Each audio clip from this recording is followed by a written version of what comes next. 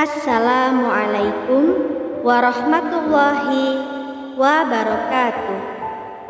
Syukur alhamdulillah atas rahmat Allah Subhanahu wa ta'ala, kita berjumpa lagi di channel Surga Wanita. Semoga kita semua selalu dalam lindungan Allah Subhanahu wa ta'ala dan dalam keadaan sehat walafiat. Amin ya rabbal alamin. Sahabatku seiman yang dirahmati oleh Allah Subhanahu wa ta'ala, setelah Nabi Muhammad Sallallahu Alaihi Wasallam wafat, mengapa istri yang ditinggalkan tak boleh menikah lagi? Istri-istri Nabi Muhammad Sallallahu Alaihi Wasallam adalah ibu bagi orang-orang beriman. Itu sebabnya setelah Rasulullah Shallallahu Alaihi Wasallam wafat, istri-istri beliau tidak boleh menikah lagi. Imam Syafi'i dalam kitab Al-Um menafsirkan Al-Quran surat Al-Ahzab ayat 6 mengatakan bahwa kaum mukminin diharamkan menikahi para istri Nabi tersebut dalam keadaan apapun. Para istri Nabi Shallallahu Alaihi Wasallam itu diserupakan dengan para ibu karena besarnya hak mereka atas kaum mukminin, dan juga karena diharamkan menikahi mereka. Ujar Imam Syafi'i, Allah Subhanahu wa ta'ala berfirman, wa azwajuhu ummahatuhum, istri-istri Nabi adalah ibu-ibu mereka. Quran surat Al-Ahzab ayat 6. Dalam tafsir Kementerian Agama dijelaskan, karena Rasulullah Shallallahu Alaihi Wasallam adalah bapak dari kaum muslimin, maka istri-istri beliau pun adalah ibu-ibu mereka. Maksudnya ialah menempati kedudukan ibu dalam kewajiban memuliakan dan menghormatinya dan haram menikahinya. Adapun dalam hal yang lain seperti hubungan waris mewarisi, hukum melihat auratnya atau berhalwat dengannya sama hukumnya dengan perempuan lain yang tidak memiliki hubungan mahram. Sementara itu, Ibnu Jarir dalam kitab Jami'ul Bayan mengutip Qatadah menyebutkan dengan kedudukan tersebut Allah Subhanahu wa ta'ala mengagungkan hak-hak mereka.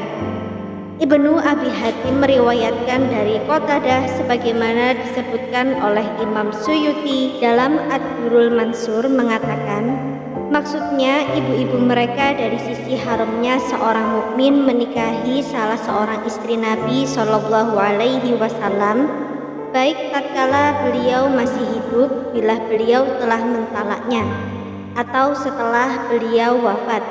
Mereka haram untuk dinikahi seperti haramnya menikahi ibu kandung sendiri. Ibnu Jarir juga meriwayatkan dari Ibnu Zaid mengenai makna ayat di atas, bahwa maksudnya adalah mereka haram dinikahi oleh orang-orang mukmin. Ibnu Jarir At-Tabari mengatakan, keharaman istri-istri Nabi sama seperti keharaman ibu kandung mereka, yang mana istri-istri Nabi diharamkan untuk dinikahi setelah beliau wafat, sebagaimana diharamkan menikahi ibu-ibu kandung. Imam Al-Qurtubi dalam kitab Al-Jami' li Ahkamil Quran juga mengatakan, maksud ayat tersebut adalah wajibnya memuliakan, mengagungkan, serta haramnya kaum lelaki mukminin menikahi mereka atau ummahatul mukminin. Namun, tetap wajib menutup hijab mereka. Berbeda dengan ibu kandung, tidak perlu ada hijab ketika bertemu dengan anak kandungnya. Ada juga yang mengatakan, karena kasih sayang ummahatul mukminin kepada kaum mukminin itu sama seperti kasih sayang ibu kandung kepada anak-anaknya, maka mereka diposisikan sebagai ibu bagi kaum mukminin. Namun, kedudukan mereka sebagai ibu ini tidak berkonsekuensi saling mewarisi sebagaimana ibu kandung. Kemudian boleh juga menikahi anak-anak perempuan ummahatul mukminin. Kedudukan para istri Nabi Shallallahu Alaihi Wasallam sebagai ummahatul mukminin tidak lantas menjadikan anak-anak perempuan mereka menjadi saudari-saudari bagi kaum mukminin. Syekh Islam Ibnu Taimiyah berkata, umat Islam telah sepakat atas haramnya menikahi ummahatul mukminin setelah Nabi wafat, juga sepakat atas wajibnya memuliakan mereka.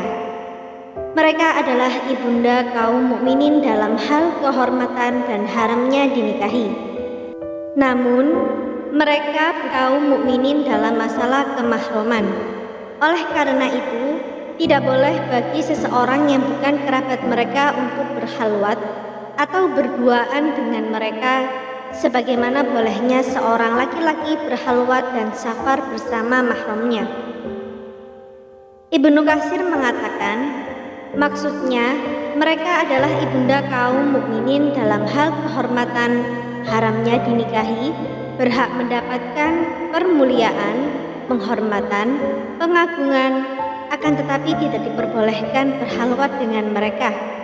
Haramnya menikahi mereka ini tidak menjalarkan kepada anak-anak perempuan mereka dan saudari-saudari mereka berdasarkan kesepakatan ulama.